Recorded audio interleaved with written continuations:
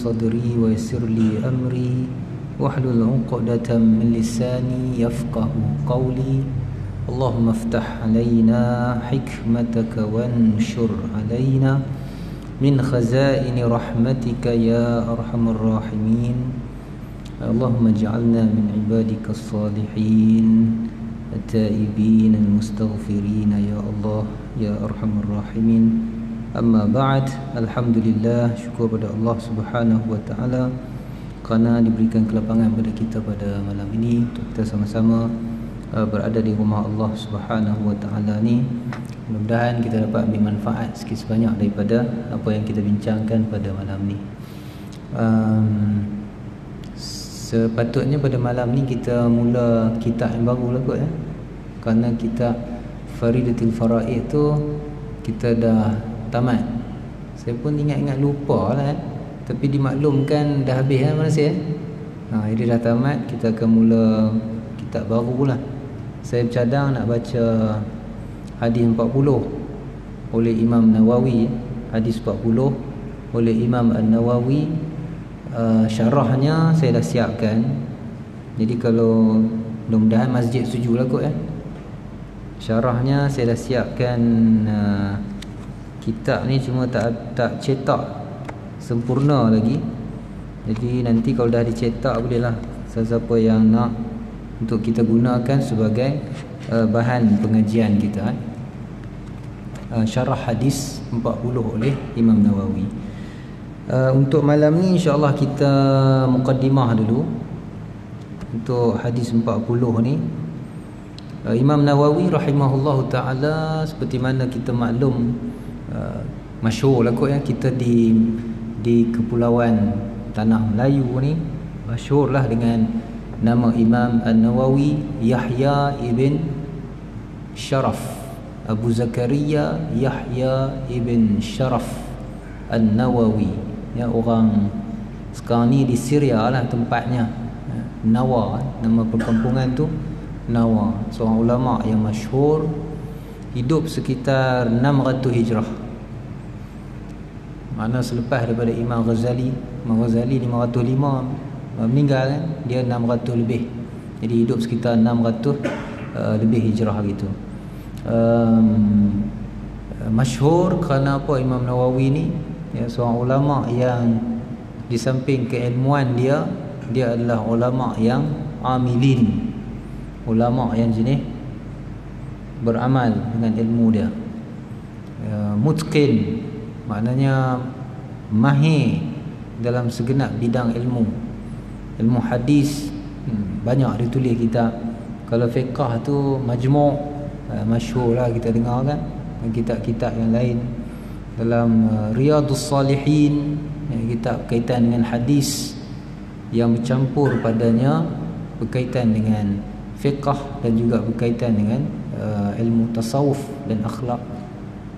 Dan antara kitab yang cukup masyhur tulis Imam Nawawi adalah kitab Al-Arba'in An-Nawawiyah. Masyhurnya kemudian Al-Arba'in An-Nawawiyah, yakni kitab 40 Imam Nawawi. Sebab apa? Kerana di sana banyak lagi kitab-kitab 40 hadis ni banyak tulis. Antaranya 40 fi usuluddin. Zaman sekarang ni lagi banyak 40 fil fitan, kan. Jadi 40 tu banyak. Maka orang nisbahkan kitab ni Al-Arba'in An-Nawawiyah. Maksudnya kitab 40 oleh Imam An-Nawawi. Lebih Imam Nawawi ni sebenarnya kita sebut tadi kerana keilmuan dia dan juga kerana dia itu beramal dengan ilmu dia. Tegas orangnya tapi lembut tapi tegas. Yang tu payah sikit nak jumpa. Kadang-kadang tegas tu bengking terus kan. Tapi Imam Nawawi dia lembut tapi tegas. Lembut dia ni kalau kita baca kitab dia, kita boleh rasa dia terlembut. Dia lembut dia. Macam kita baca syarah Muslim. Imam Nawawi dia syarah Sahih Muslim, masyhur lah syarah itu kan. Jadi bila kita baca kitab tu, rasa dia tu seorang yang orangnya perwatakan dia itu lembut, tapi tegas. Tegas macam mana? Bila perkara tu betul, maka dia akan sebut. Sebab tu bila dia bertentang dengan raja pada zaman dia, Zahir Bebrus. Ini kalau baca pasal Zahir Bebrus ni, patutnya orang kenal lah, banyak lah nak baca tentang Zahir Bebrus ni, masyhur dan seorang raja yang baik lah sepatutnya lah. Maknanya dia ada sumbangan besar kepada Islam. Tapi bila Zahir Bebrus ni buat perkara tak betul, Imam Nawawi tak setuju sampai kena buang negeri lah. Nak buat macam mana kan? Sumbangan besar Zahir Bebrus ni kat mana? Dia sekali dengan Qutuz berlawan dengan Mongol, Tatar dan Mongol dalam satu perang masyhur lah kalau bulan puasa orang nak sebut, peperangan Ain Jalut. Ain Jalut ni dekat Palestin, lebih kurang dekat situ lah. Lah tu kalau Islam kalah kat situ, pasal lebuh lah, habis lah. Tapi dekat situ maknanya pertahanan akhir tu Islam menang. Habis lah, kalah Baghdad apa semua habis, jatuh kan. Khwarizmi apa semua jatuh sampai Baghdad pun jatuh. Tapi bila nak pergi serang ke Mesir, tentera Mesir keluar. Pemimpin dia siapa? Antaranya Qutuz, antaranya Zahir Bebrus. Menang dekat Ain Jalut. Itu sumbangan dia lah kan. Tapi silap dia pun ada. Yang silap ni ulama' nak tegur. Ulama' nak tegur. Dia nak kutip macam lebih kurang kutip cukai lah, lebih kurang kan. Dia nak kutip cukai. Tujuan kutip cukai ni apa? Kerana nak mendanai tentera Islam lawan tentera Mongol pula. Gitu kan. Kemudian tu kan. Jadi nak kutip cukai, maka Imam Nawawi tak setuju. Apa alasan Imam Nawawi tak setuju?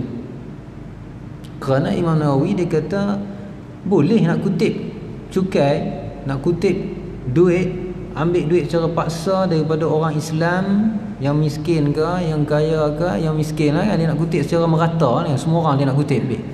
Boleh, dengan syarat duit kerajaan mendadak dah, duit orang kaya dulu ambil habis, barulah kutip orang miskin. Tu tahap-tahap dia. Jadi bila dipanggil oleh Zahir Bebrus, kenapa kamu tak setuju dengan tindakan kerajaan untuk ambil duit orang ramai kan? Untuk tujuannya baik. Tujuannya untuk pertahankan negara Islam, tahankan nyawa orang Islam juga. Maka Imam Nawawi sebut, jelas sebut tak setuju. Kerana apa?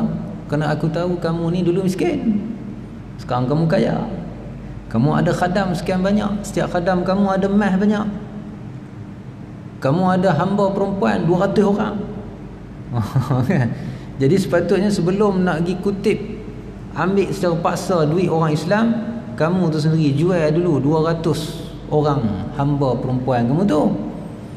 Cukup 4 orang jadilah. Ni kamu ada 200. Kadang-kadang kamu kaya macam tu, kamu nak kutip daripada orang Islam pula. Tak boleh. Maka Imam Nawawi kekal kata tak boleh. Sehinggalah raja marah, terpulanglah kan. Jadi itu Imam Nawawi ni dia lembut tapi tegas. Kita pun mudah-mudahan apa itulah ya. Tapi payah nak jumpa ya ulama apa itu kan. Saya ni pun berani sebut je. Kita sebutlah ya. Mudah-mudahan nanti lahirlah daripada kalangan kita hak berani-berani ni kan. Hak berani sebut ni. Ramai orang berani ya. Saya duduk pergi mesyuarat banyak, saya duduk masuk mesyuarat kan. Orang agama kan besar mana pun orang cakap tu tak betul, tu cakap tak betul kan, bukan besar mana pun kan. Tapi tu pun tak berani nak cakap. Tengok bawah. Tengok bawah daripada awal mesyuarat sampai habis. Kalau angkat kepala kena. Tak bolehlah sampai macam tu kan. Jadi yang mana yang betul tu, itu contoh syakhsiah Imam An-Nawawi. Kita ni orang Islam mudah aja dengan raja, dengan pemerintah ni secara prinsipalnya wajib taat. Tu ahli sunnah wal jamaah. Wajib taat. Ya ayyuhallazina amanu athi'u Allah wa athi'ur rasul wa ulil amri minkum.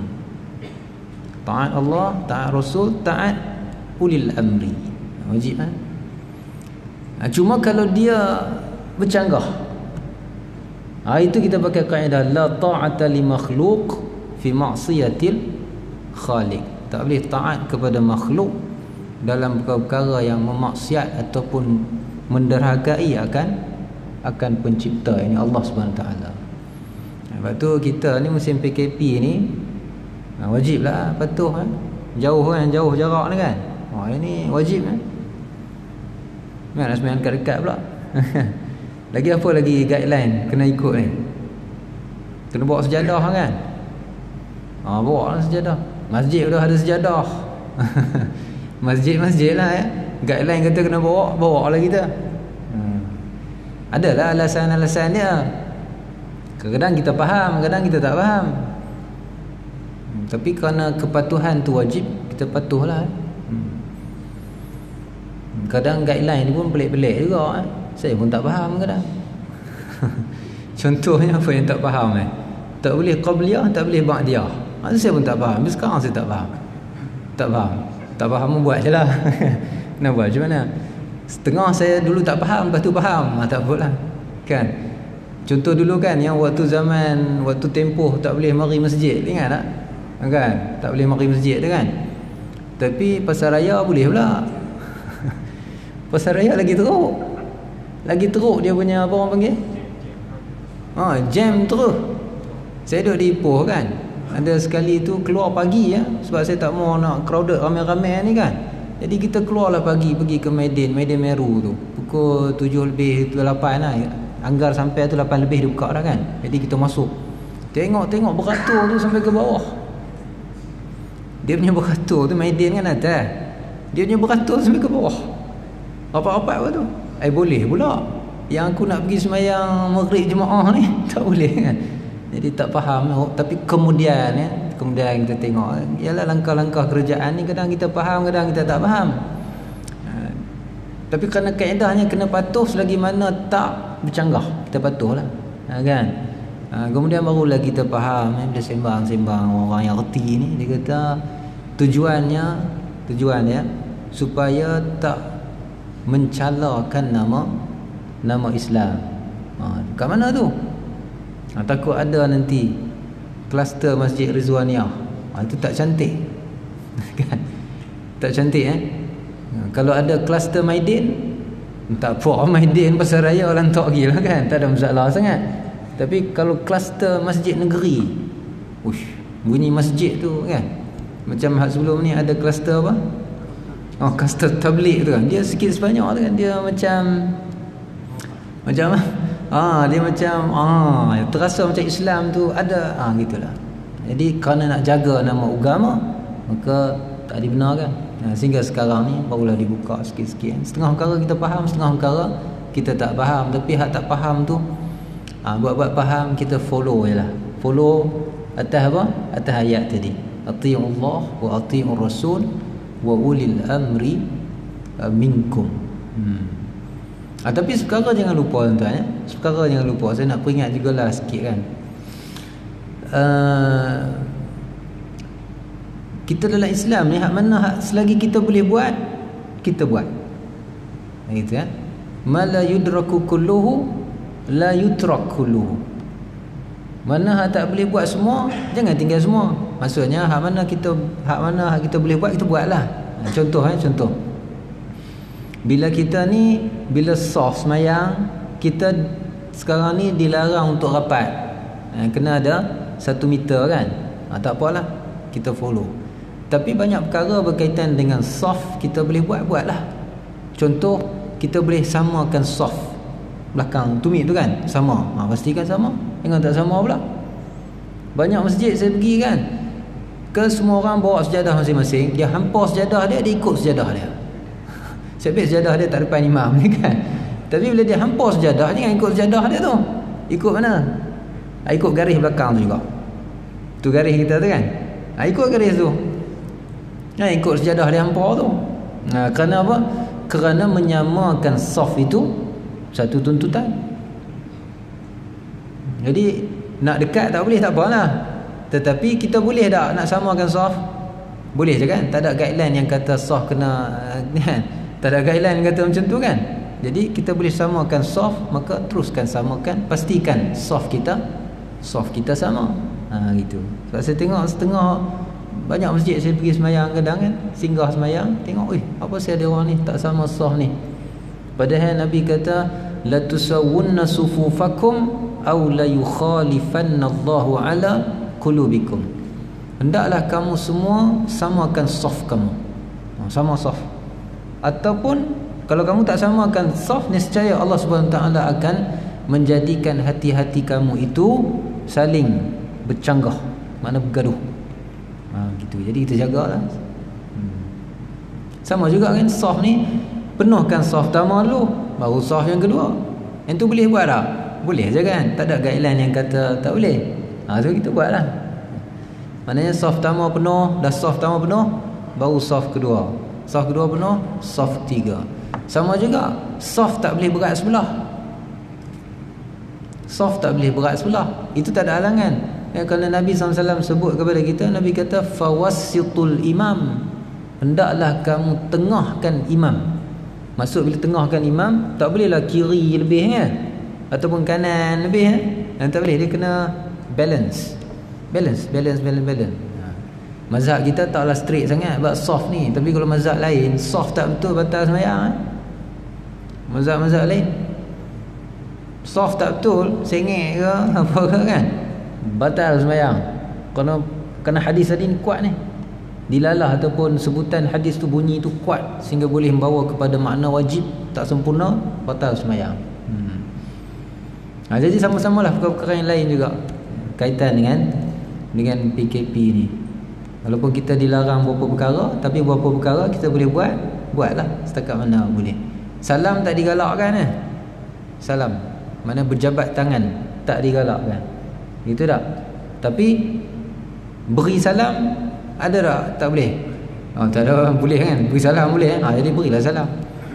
Jangan jabat tangan tak boleh, sekali salam-salam tak bagi. Kan? Janganlah pula macam tu kan. Kadang-kadang dia dah terhenti, yang ni dia henti habis semua. Jabat tangan tak boleh, senyum boleh. Senyum boleh tak ada guideline kata tak boleh senyum. Senyumlah. Gitu kan. Itu kaedahnya yang disebut dalam agama kita. Mana hak tak boleh buat tu biarlah tak boleh buat. Tapi hak mana boleh buat, kita pastikan kita buat. Baik, masuk kepada perbahasan kita bahasan kita pada malam ni.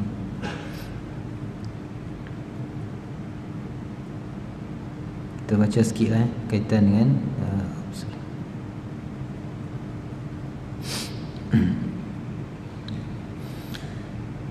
hadis 40 ni dia ada 42 buah hadis.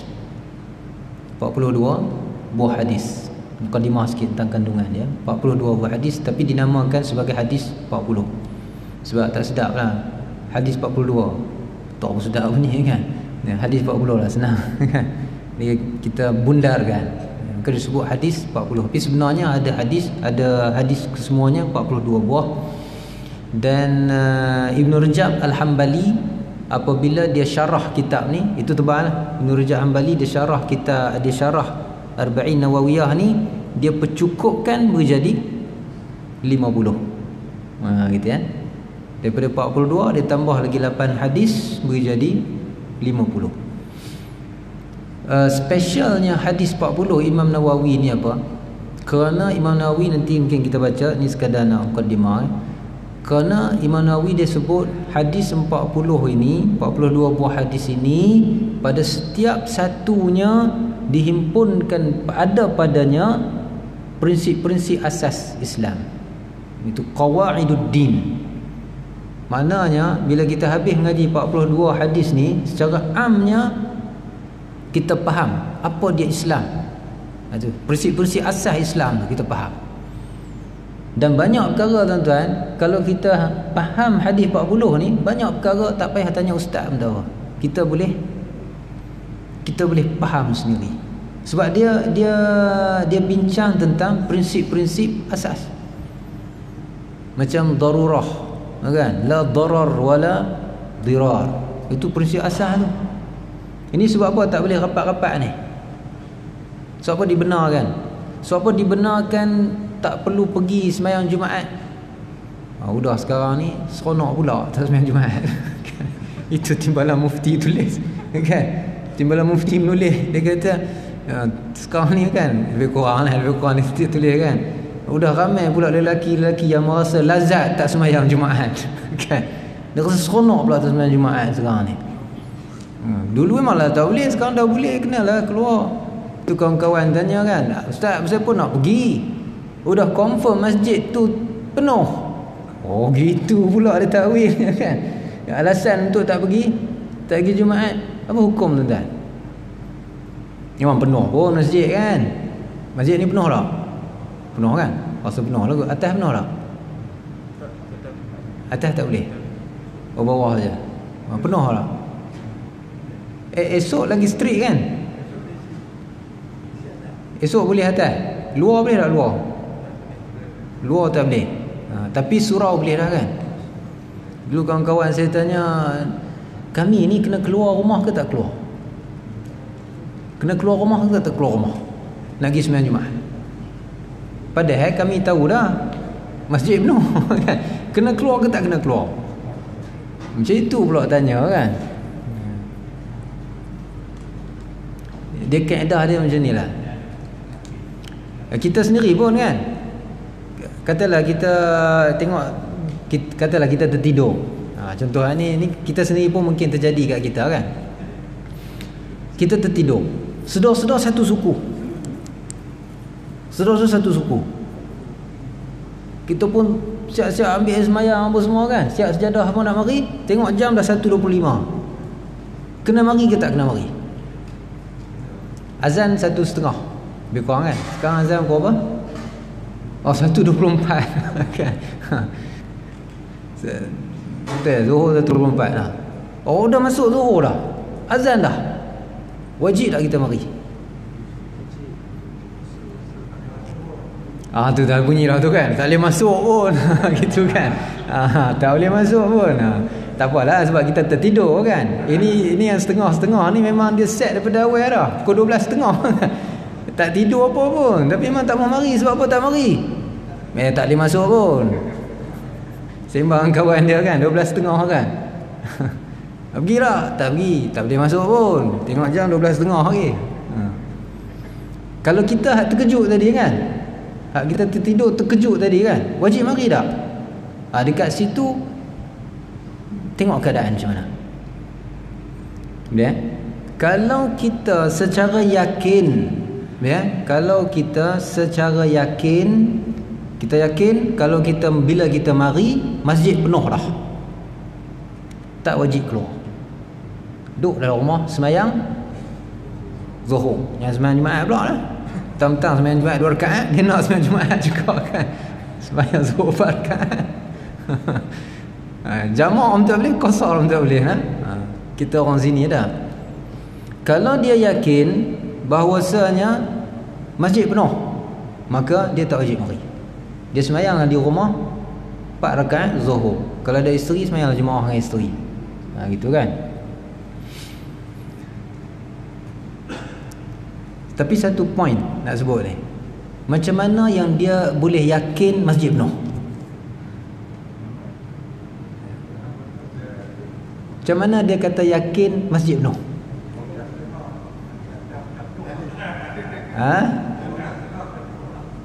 12.30 penuh dah. Masjid sebelah sana dia tak tahu. Masjid Talang. Okey. Masjid Talang dia tak tahu. Kalau dia tak tahu Masjid Talang penuh tak penuh, dekat je kan. Dia kena pergi Masjid Talang. Walaupun setengah mazhab kata tak boleh keluar Korea semua, tapi kita pegang kat sini kerana keluasan ada waktu ni, kan? Kita boleh pergi sana. Tambah kalau esok surau dah boleh. Hak cerita 12.30 ni tak laku dah. Kan? Cerita 12.30 tak laku dah esok. Sebab apa? Sebab surau boleh buka. Okey, kat mana yang dia kata yakin memang penuh semua? Kalau ada, dia mesti ada, orang kata apa, faktor yang menyebabkan yakin tadi. Contohnya kan, orang masjid telefon, ataupun dia masuk dalam grup masjid hantar, Pukul 1 suku masjid sudah penuh, tiada jemaah dibenarkan masuk. Okeylah. Surau sebelah tu pun hantar juga, tak boleh masuk dah. Okeylah. Itu maksud yakin. Yakin mesti ada dia punya, orang panggil apa, bukti dia. Bukti dia bukti tu mesti ada. Kalau tak ada, dia kena keluar rumah dan dia kena usaha. Kalau tak yakin pun tak apa, turun sikit, zon rajih boleh lagi. Zon rajih ni berat sangka, tapi berat sangka pun mesti berasaskan kepada bukti juga, hujah dalil-dalil yang menunjukkan. Gitu. Contohnya bulan lepas dia datang, minggu sebelum tu dia datang, itu dah kira zon rajih. Dia datang lewat sikit tu pun dah sipi-sipi dah. Kan, ni dah azan lagi lah, tak boleh. Itu pun kira zon rajih, boleh dipakai. Kerana dalam Islam ni az-zan yang tanzilu manzilatal yaqin dalam bab fiqh. Tapi kalau dia tak ada apa-apa petunjuk, tak ada apa-apa dalil, tapi dia kata penuh lah, itu tak boleh. Boleh jelas ke tu? Kalau esok lebih-lebih lagi. Kerana esok pertama kali surau dibenarkan Jumaat. Esok Jumaat kan? Pertama kali dibenarkan. Sebelum ni tak pernah sepanjang sejarah Malaysia saya tahulah. Tak pernah dibenarkan. Jadi esok kali pertama dibenarkan. Jadi kalau dia terkejut bangun 1.25, macam mana? Wajib tak dia pergi cari surau? Dia kata minggu lepas aku sipi-sipi pun dah tak boleh masuk dah. Kali ni dia tak sipi-sipi pergi surau lagi. Maka kerana itu wajib tak dia pergi cari surau? Wajib dia pergi cari surau. Gitu kan? Wallahualam. Ini nak kata fatwa dah lah kan, tapi perbahasan fiqahnya macam itulah. Dia ada lagi satu penyakit dalam musim PKP ni, bab sembahyang Jumaat lah. Dia penyakit apa? Dia panggil kita ni, kita orang panggil apa? Kalau dalam bahasa apa ni, bahasa akhlaknya dia panggil isar. Isar ni apa? Kita utamakan dulu orang.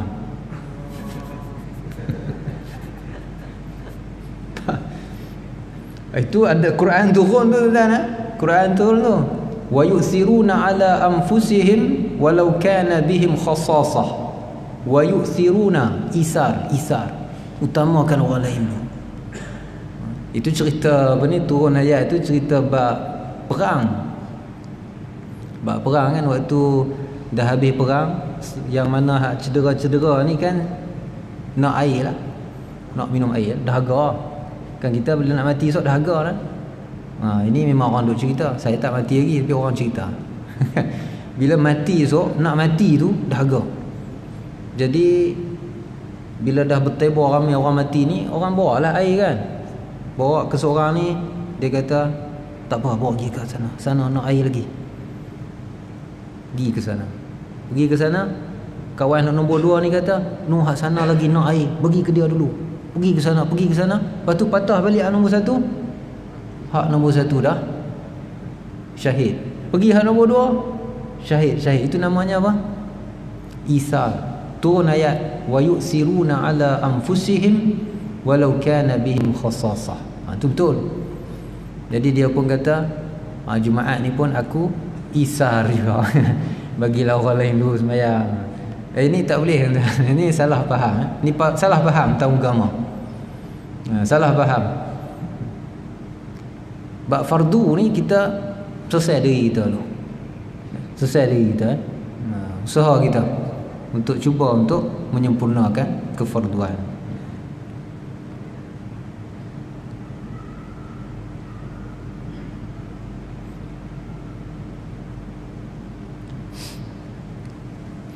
Baik, kita masuk kepada yang disebut oleh Imam An-Nawawi. Saya mengaji dulu, guru saya dia terus baca ya. Hadis yang pertama kan, hadis awal. Dia tak baca yang mukaddimah ni. Dia baca gitu. Waktu saya ambil sanad dulu kan dengan Syekh Muhammad Al-Murabi', kemudian Syekh siapa lagi, Nenawi. Macam tu juga tu ngaji di Jordan dulu kan, dia mengaji dia terus baca je hadis. Tak apalah, makna bersanad lah. Tapi saya nak baca jugalah Muqaddimah Imam Nawawi ni kerana bagus, ada manfaat, boleh mudah-mudahan kita boleh ambil. Ngaji dengan Syekh dulu dia terus baca je hadis 40 tu kerana dia nak bagi sanad. Dia tak baca Muqaddimah ni.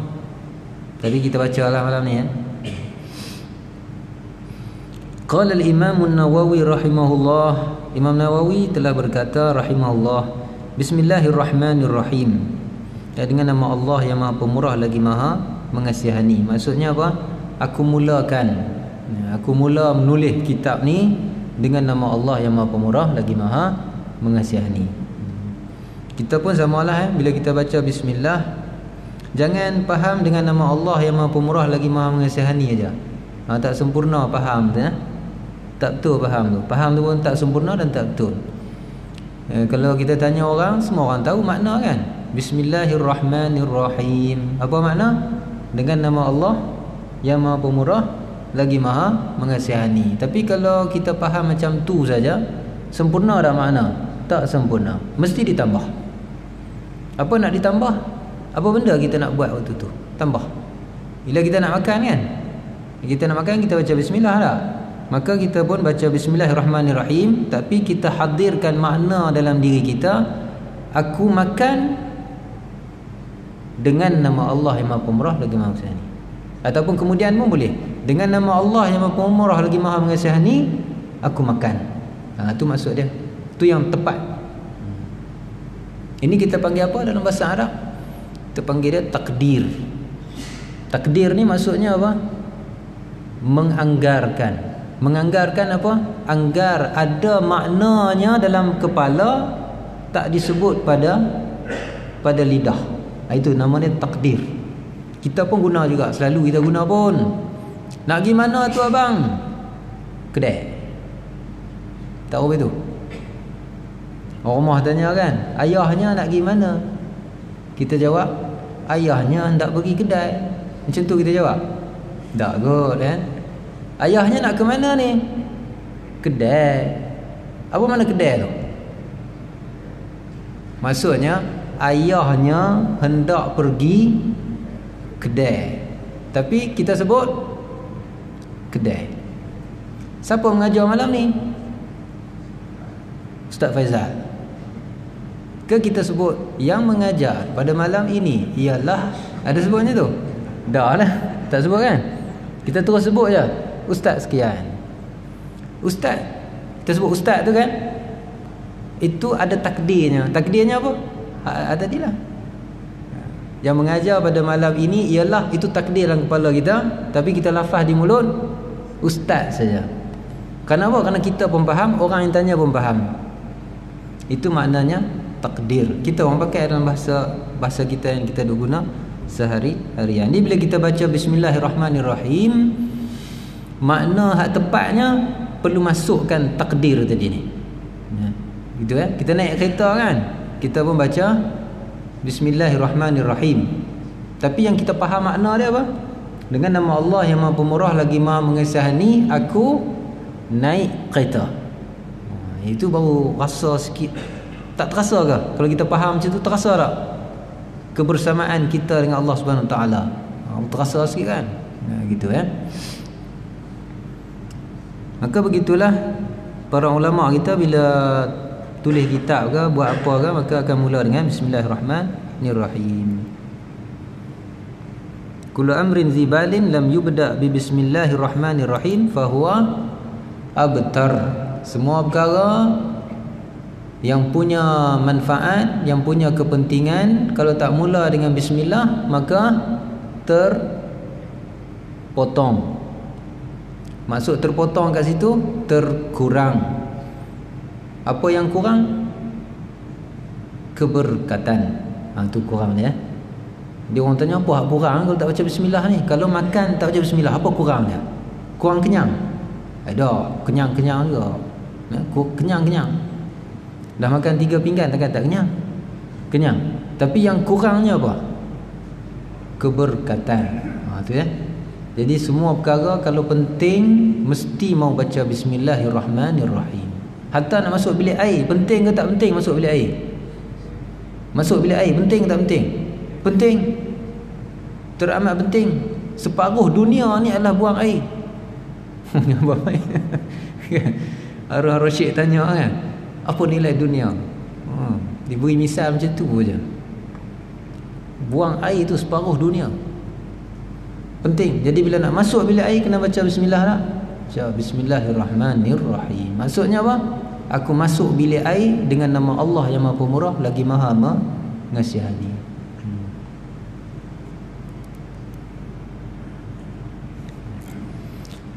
Kemudian Syekh kita macam sebagaimana kitab-kitab yang lain juga disambung dengan alhamdulillah. Alhamdulillahi rabbil alamin. Segala puji bagi Allah, Tuhan sekalian alam.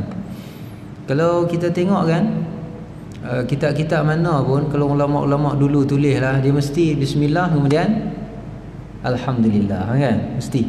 Sebab apa? Kerana dua-dua tu ada hadis dengan lafaz yang sama. Dengan lafaz yang sama. Kullu amrin zibalin lam yubda bilhamdillah fahuwa abtar. Sama. Semua perkara yang punya manfaat, punya kepentingan tak mula dengan satu dengan bismillah lagi satu dengan alhamdulillah, maka ia terpotong. Cumanya dari sudut sanad, yang bismillah ni kuat, yang alhamdulillah lemah. Tapi tengok ulama kita sekalipun hadis tu lemah tapi masih digunakan.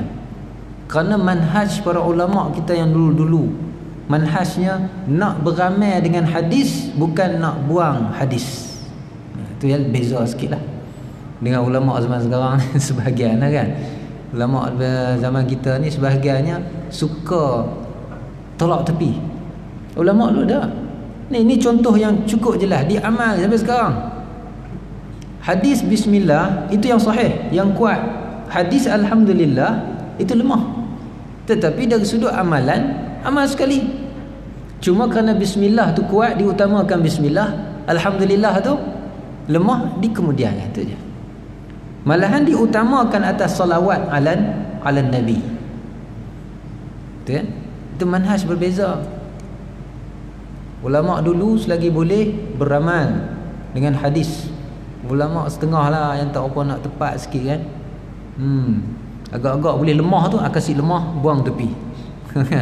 Buat kitab lagi kan, tulis kitab lagi hadis dhaif. Padahal Imam Ahmad ni hebat hadisnya. Kau baca tengok musnad Imam Ahmad, berapa banyak hadis yang dhaif. Dia tak tahu ke dhaif? Dia tahu dhaif, tetapi dia tulis juga. Ada banyak sebab dia. Bila mengaji ilmu hadis, orang akan cerita lah sebab-sebab, banyak sebab. Dimasukkan juga hadis-hadis yang lemah ni. Hadis lemah bukan hadis maudhu'. Hadis maudhu' sepakat ulama tolak. Yang jadi masalah zaman sekarang ni, hadis dhaif seolah-olah disamakan macam hadis maudhu', hadis palsu. Kat situ masalah besar. Situ masalah besar. Hak duk gaduh sekarang ni kebanyakan itulah masalah dia. Kerana hadis dhaif lemah disamakan dengan maudhu', palsu.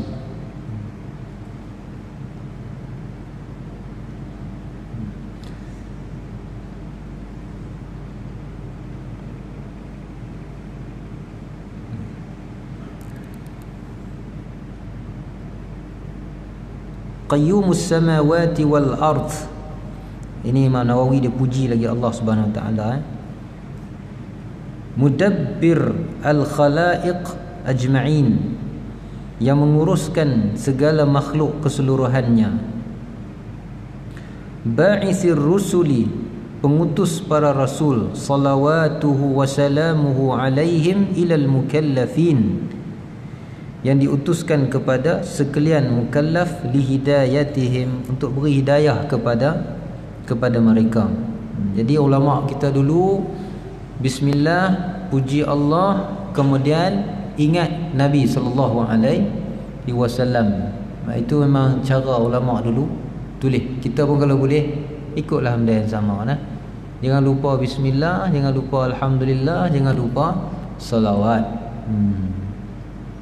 Man shalla alayya salatan sallallahu alaihi asyarah. 10 kali Allah beri kat kita. Kita selawat sekali kepada Nabi, Allah doa, Allah takkanlah kata Allah doa kan. Mana Allah kurniakan bagi kita kebaikan tu 10 kali Allah beri kepada kita. Jadi jangan kita lupa selawat. Kata ulama, zaman sekarang ini sudah cukup payah untuk kita jumpa dengan guru-guru yang mursyid, tak, guru-guru yang hak boleh betulkan hati kita. Payah. Maka kata sebahagian ulama, ganti bagi guru mursyid, kalau kamu tak jumpa dia, gantinya adalah dengan selawat atas Nabi. Itu ganti dia. Mudah-mudahan kita boleh dapat seperti mana yang Uwais Al-Qarni dapat. Mudah-mudahan dengan selawat tadi ni. Sebab Uwais Al-Qarni dia tak jumpa Nabi, tapi kedudukan dia hebat. Dia tak jumpa Nabi SAW. Uwais Al-Qarni duduk Yaman, tak jumpa Nabi. Tetapi Nabi sendiri pesan kepada Umar Ibn Khattab radhiyallahu anhu, esok mau pergi cari Uwais. Hebat Uwais ni. Maksudnya dia tak ada guru yang secara yang kita zaman sekarang ni kita sebut guru mursyid, tak ada. Tapi mudah-mudahan kalau kita berselawat ke atas Nabi sallallahu alaihi wasallam, mudah-mudahan kita dapat seperti mana yang diberikan kepada Uwais Al-Qarni.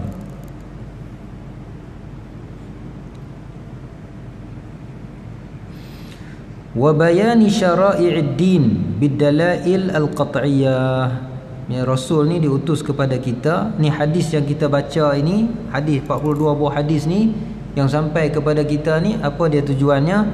Untuk menerangkan agama ini kepada kita, dan juga nak menerangkan syariat-syariat dengan hujah-hujah yang putus, hujah-hujah yang yakin. Wa wadihatil barahin, dan bukti-bukti yang jelas. Ahmaduhu ala jami'i ni'amih, aku puji dia atas sekalian nikmat-nikmatnya. Dia ulang balik pujian kepada Allah Subhanahu wa taala. Kita pun kalau boleh banyaklah alhamdulillah, melegakan hati. Kata ulama alhamdulillah ni melegakan jiwa. Kalau sakit darah tinggi, bila kita syukur, insya-Allah. Kerana memang tabiat kita, asal kita ni bersyukur. Kata ulama ahli jiwa kan, ni psikologi, orang psikologi kata, manusia ni secara fitrahnya dia ada rasa nak balas. Kalau orang buat baik kat dia ada rasa nak balas balik kebaikan tu. Cuma sebab dia kedeku apa semua, dia tak balas. Macam orang belanja kita makan, kita terasa dah nak balas. Terasa. Saya dah 2 kali dah makan kat kedai mamak baru kat rumah saya tu. Habis makan, itu dah bayar cik. Terasa dalam hati tu, tak boleh lah kalau macam ni tak boleh lah. Asyik dia aja bayar kan. Kita dah terasa galak dah. Terasa galak, kita memang fitrah macam tu. Bila orang buat baik kat kita, kita terasa kita rasa nak balas balik kat dia. Cuma biasalah kadang menyakit manusia ni kan. Kalau aku balas lah, rugi pula duit kan. Itu menjadikan kita ni tak mau balas, tapi fitrahnya kita ni nak balas. Maka begitulah dengan Allah SWT. Kita ni memang macam tu fitrahnya. Sebab itu kalam pertama keluar daripada jins manusia ni. Maknanya daripada kita ni, bangsa manusia ni, kalam pertama hak keluar alhamdulillah. Itu waris dalam Sahih Bukhari. Tu Adam kita. Jadi mudah-mudahan kita berhenti sekadar tu dulu. Sebanyak kita bincangkan ni dapat kita ambil manfaat yang baik pada Allah Subhanahu taala. Yang kurang minta maaf banyak-banyak. Qul qouli hadza astaghfirullahalazim. Assalamualaikum warahmatullahi wabarakatuh. Bismillah. Allahumma zidna ilma ya Allah warzuqna amala bih. Rabbana hab lana min azwajina wa dhurriyyatina qurrata a'yunin waj'alna lil muttaqina imama. Wa sallallahu ala sayyidina wa habibina maulana Muhammad. Walhamdulillah. Taqabbal